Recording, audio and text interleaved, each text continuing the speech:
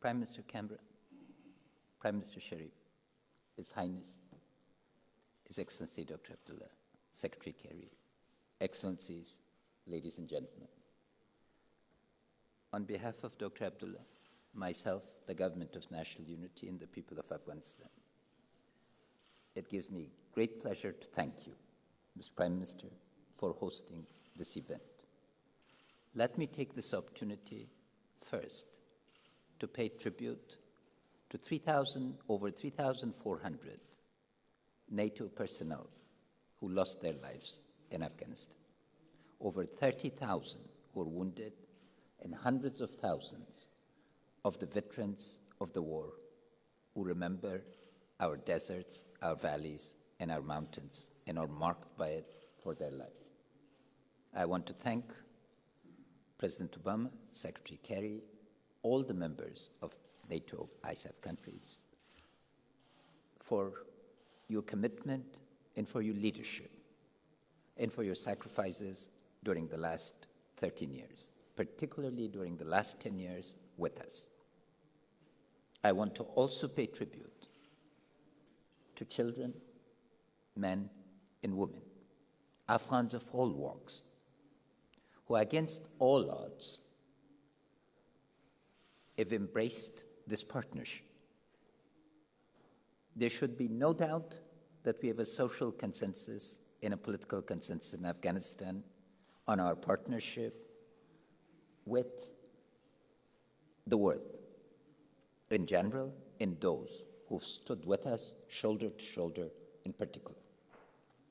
The overwhelming vote of the two houses of our parliament, if there was ever proof on approving the bilateral security agreement and the status of forces agreement, should leave no doubt. A 99.9 Muslim country is proud of its partnership and happy to stand by it. This is unique, and all the leaders need to be complimented for having won the consensus of our people to this partnership. We, particularly Dr. Abdullah and I, are committed to this partnership and intend to act upon the will of our people. 2014 was a year in which we, the Afghans, defied the odds. If you took bets at the beginning of 2014 or the end of 2013, I think almost every newspaper around the world predicted doom. They said, well, they have 3 transitions. How will they get one of them right? Well, we have gotten 2 of them right, and we are about to get the 3rd right. The first one was the political transition.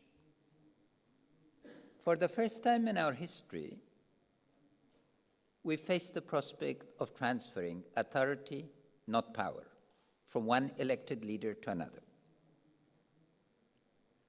I hope that the partnership that His Excellency Dr. Abdullah and I have formed is a tribute to the wisdom of our people. The Government of National Unity represents the absolute majority of the people of Afghanistan. And what this transition means is that the process of state formation and consolidation in political consensus in Afghanistan is irreversible. Let our friends celebrate, let our detractors note that history will not be repeated, that we have overcome the past, we face the future with full unity and with confidence. The second transition was security. Again, there was all kind of speculation 4 years ago when we launched the security transition that we will not hold together. Well, the Afghan National Security Forces, I'm proud to indicate as their commander-in-chief, are assuming their patriotic duty of defending our homeland. If there is any sense that the state is about to collapse because of security, that's an illusion. Our national security forces, again, with support from our friends and partners, are fulfilling and capable. The capabilities that have been achieved in the last 4 years are unprecedented, and I want to thank all our partners for investing in the Afghan National Security Forces. Your continued support for Afghanistan, as manifested yesterday in agreement on the Resolute Support Mission, gives us the confidence that you'll be standing next to us, though in a non-combat role. This transition from combat to non-combat is welcome. The assurance that train, advise, and assist will continue is the vote of confidence. And again, thank you for your financial commitments to both your security and ours. I speak of your security and ours because we are joined by common interest to face common threats, and we are determined to overcome them. Acts of terror are vile. Yes, our children are dying. And when I hold those bodies, my heart breaks. Each time I make a call to the father of a girl who's been on her way to college, or hold or embrace the father of a child who's been killed while playing volleyball, only God knows. But we are not elected to lead in order to break down. We will face these threats and we will overcome them. It needs to be clear. Simultaneously, peace is our national priority, and we are determined to bring political disagreements to end politically. But we will not be forced out of the path that we've chosen and out of obedience to our Constitution and our values. Islam, our holy religion, is a civilization of tolerance. These acts, as our Council of Ulama said, have no place within our history. They do not have any grounding. And we ask all our partners and neighbors to stand with us, because no country is a fortress, and we all need to join forces. The third transition is economic. We articulated this. We have not done well. But that is the challenge that we've inherited, and we will face it. So let me speak now of transformation. 2 out of 3, I think, is a good record. But the fundamental issue that I want to highlight quickly 5 points. One, in the 2 months, the Government of National Unity has got the vision right. I hope that you've been convinced of the paper, that we know where to go and how to go there, how to get there. And our vision, Mr. Prime Minister, is to be the servants of our citizens. The vision of the Government of National Unity is to fundamentally change the relation between the governed and the government. The governed or the principal, the government or the agents.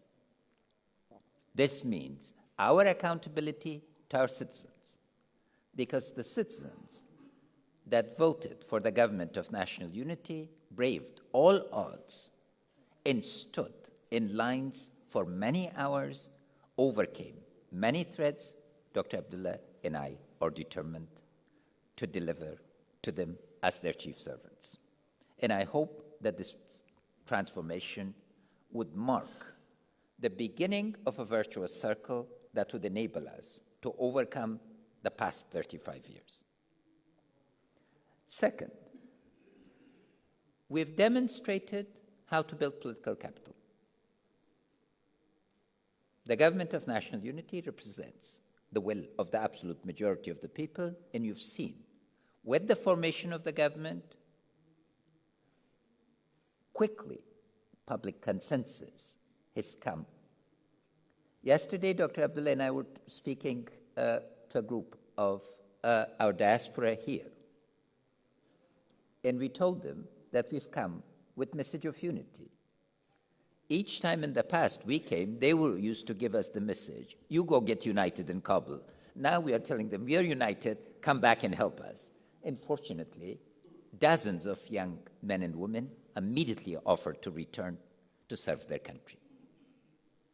But we've not only gathered political capital, we've translated political capital into political will. We signed the bilateral security agreement in the SOFA on our first day in office, and on the second day, we tackled the grave risk to the reputation of Afghanistan called the Kabul Bank.